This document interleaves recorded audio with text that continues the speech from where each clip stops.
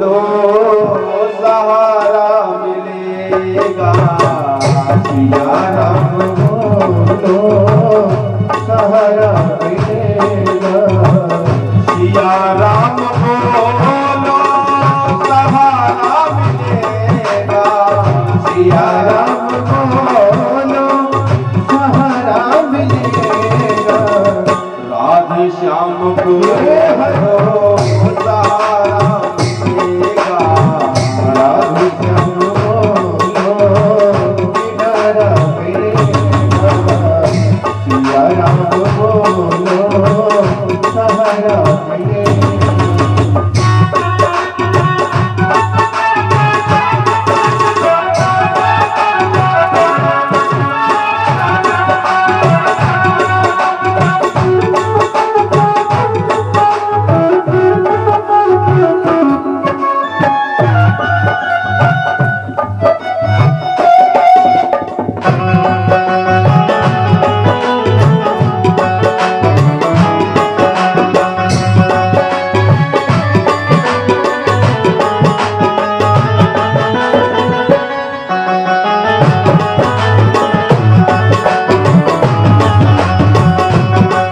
कुछ ऐसा इंतजाम हो जाए, जुबान में राधा राधा राधा राम हो जाए, जुबान में राधा राधा राधा राम हो जाए, किशोरी कुछ ऐसा इंतजाम हो जाए, किशोरी कुछ ऐसा इंतजाम हो जाए, राधे श्री राधे राधे श्री राधे श्री राधे श्री राधे राधे श्री राधे।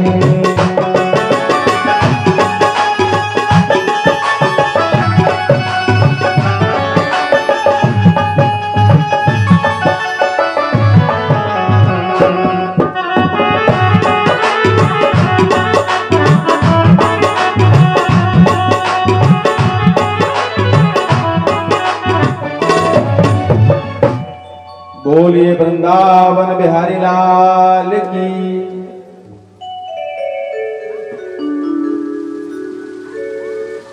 महाराज जी उस तालाब के पास से गुजरे, दैव योग से उसी समय उस मछली वाले के उस कांटे में मछली फंस गई, झटका दिया, तड़फ करके मछली जमीन पर गिर पड़ी। संत से सहन नहीं हुआ, क्योंकि परमार्थ के कारण इन साधुन धरा शरीर, अपने लिए नहीं परमार्थ के कारण। जैसे ही उस मछली को तड़पते हुए जमीन पर देखा, उस संत से रहा नहीं गया, मुंह में से हाय निकल गया, हे राम ये क्या हुआ, मेरे सामने एक जीव ने तड़प करके अपने प्राणों को त्याग दिया। क्योंकि पाप को देखने से भी पाप लगता है साहब। संत ने कहा क्या करते हो तुम, इतना घृणकारी क्यों करते हो तुम, इस जीव ने तुम्हारा क्या बिगाड़ा था, इस जीव को तुमने क्यों मार दिया। तो उसने कहा कि यदि ये जीव नहीं मरेगा तो ये जीव मर जाएगा। का मतलब इनको मार करके ही हमारे उदर की पूर्ति होती है, जिससे हमारा जीवन चलता है। कुछ बच जाती है तो बाजार में बेच लेता हूं, उससे जो धन आता है उससे हमारा परिवार चलता है। तो संत जी ने कहा कि मछली मार के ही तुम्हारा जीवन यापन होता है, भाई कितने का धंधा कर लेते हो? महाराज कर लेते हैं 10-5 पैसे का। उस जमाने में तो क्या यदि हम तुम्हें कुछ धन दे दें तो तुम ये सब करना छोड़ दोगे, कोई दूसरा काम कर लोगे? का महाराज क्यों नहीं कर लेंगे?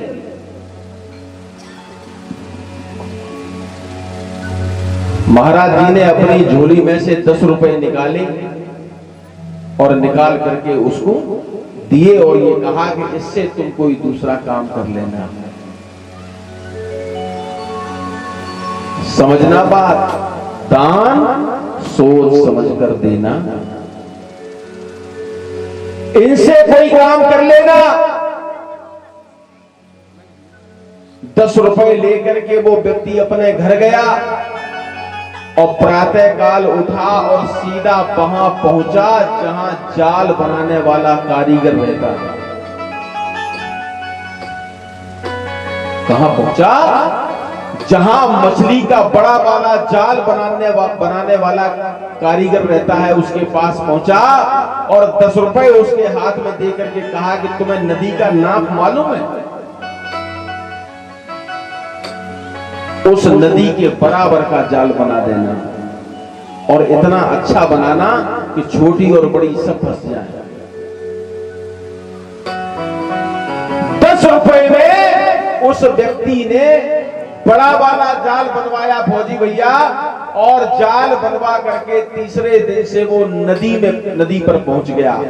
आज उसने नदी के इस पार से उस पार तक जाल को बांध दिया। मछली जो आती फंस जाती, सब इकट्ठी करके बाहर निकाल लेता। तब तो 1-2 10-5 पैसे की बेच पाता था, आज हजारों रुपए की रोज बेच रहा है। हजारों रुपए की रोज बेच रहा है, बड़ा आदमी बन गया। आज उसके यहां कर्मचारी काम करते हैं। देव योग से समय पूरा हुआ, संत जी का शरीर शांत हुआ। जब शरीर शांत हुआ, धर्मराज के दरबार में पहुंचे। उनको तो पूर्ण आशा थी कि मैंने जीवन में कभी असत्य नहीं बोला, असत्य नहीं सुना, जीव हत्या कभी जीवन में नहीं की, सदाचरण सदाचार में रहा। मुझे नर्क कैसे मिलेगा? मैंने कोई पाप ही नहीं किया। धर्मराज के सामने पहुंचा। धर्मराज ने कहा, इनका महाराज जी का चिट्ठा निकालो। चित्रगुप्त ने जब उनका चिट्ठा निकाला, कहा महाराज ये तो, इसको तो घोर नर्क में जाना पड़ेगा, इसको तो घोर नर्क मिलने वाला है। जैसे ही घोर नर्क का नाम लिया महाराज जी, वो संत जी स्तब्ध रह गए। बोले मुझे नर्क में जाना पड़ेगा? चित्रगुप्त जी आप भूल गए होंगे हमारा हिसाब देखने में। हमने जीवन में कभी असत्य नहीं बोला, जीव हत्या नहीं की, फिर मुझे नर्क क्यों? वो भी घोर नर्क। कहा तुम्हें घोर नर्क में ही जाना पड़ेगा। जब उनको वो वही दिखाई तो कहा ये करोड़ों जीवों ने जो जिनके प्राण गए हैं, ये सब तुम्हारे खाते में लिखे हैं। कहा हमारे खाते में क्यों लिखे? कि वो व्यक्ति उस बंसी से 4-5 मछलियां मारता था, 8-10 मार लेता था। तुमने जो 10 रुपए दिए उससे उसने क्या बनवा लिया? जाल।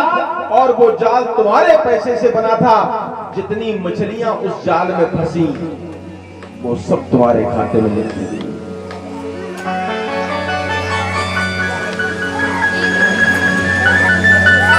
तो कभी कभी पाप में भी पुण्य में भी पाप हो जाता है। तो दान भी सोच समझ कर करना चाहिए, पात्र देखना चाहिए। पात्र को देख करके दान करो। हम ये नहीं कहते दान न करो। आपके दरवाजे पर कोई अभ्यागत आ जाए, भोजन करा दो। कपड़े नहीं हो, कपड़े पहना दो। कंबल खरीद के उड़ा दो। जूते नहीं हो, जूते पहना दो। लेकिन धन बड़े सोच समझ करके देना, क्योंकि धन का सदुपयोग नहीं दुरुपयोग भी हो सकता है। और यदि उस धन से उसने दुरुपयोग कर दिया उस धन का, तो उसके भागी आप भी बनेंगे।